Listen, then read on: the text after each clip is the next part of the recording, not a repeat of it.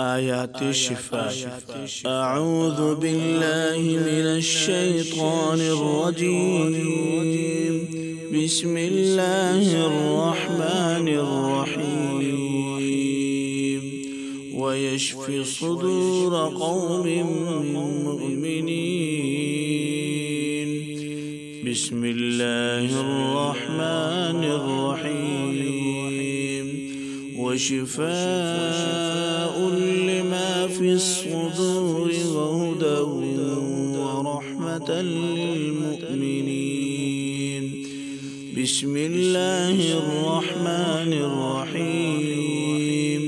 يخرج من بطونها شراب مختلف ألوانه فيه شفاء للناس. بسم الله الرحمن الرحيم.